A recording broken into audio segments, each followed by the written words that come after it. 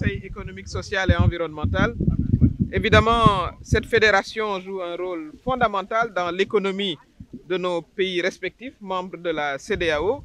Et c'est l'occasion de féliciter mon collègue du Conseil économique, social et environnemental, M. Serigne Mboup, qui est le président la Chambre de l'Union nationale des chambres de commerce et d'industrie du Sénégal, qui est également membre du Conseil, qui a abrité cette Assemblée générale sous-régionale ici à Kaolack.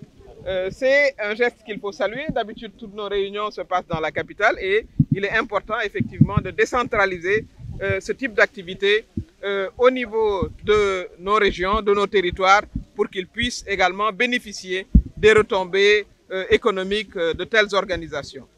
Il faut rappeler que la CEDEAO, c'est quand même 750 milliards de richesses produites chaque année.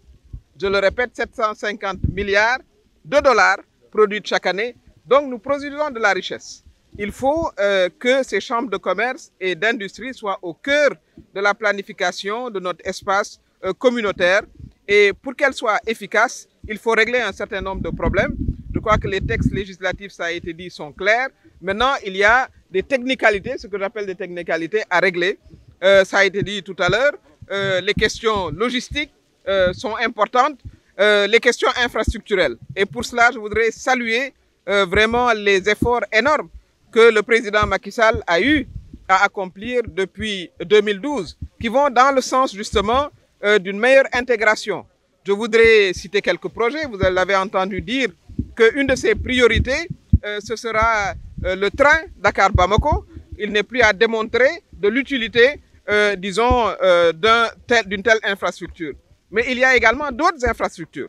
Si nous avons une compagnie nationale qui a été réhabilitée, c'est également pour qu'elle puisse servir, disons, d'outil de partage économique pour que les biens et les personnes puissent se déplacer le plus rapidement. Sans compter d'autres projets, vous avez le réseau autoroutier qui lui-même a pour vocation de se jeter sur des infrastructures à caractère sous-régional.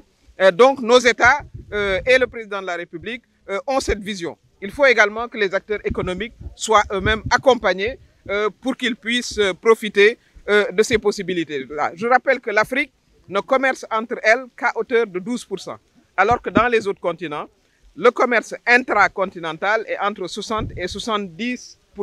Donc il y a beaucoup de progrès à faire et c'était l'occasion aujourd'hui de venir soutenir vraiment tous ces présidents de chambres de commerce qui viennent de pays voilà, comme la Sierra Leone, le Libéria, la Gambie, le Cap-Vert et des invités également le Burkina Faso, la Côte d'Ivoire et également, disons, le Nigeria évidemment. Et je voudrais saluer ici la présidente de la Fédération ouest-africaine des chambres de commerce et d'industrie, Adja Saratou, qui est nigériane, et saluer également la présence du président Moustapha Cissé Lo, qui préside le Parlement de la CEDEAO et qui est vice-président de l'Assemblée nationale, mais qui est également le président de la Chambre de commerce de Diourbel, qui est également, je voudrais le saluer, et dire que le Conseil économique, social et environnemental, ce n'est pas par hasard que le premier mot qui vient, c'est économique, est prêt vraiment à accompagner tous ces acteurs-là au bénéfice de notre pays, mais également au bénéfice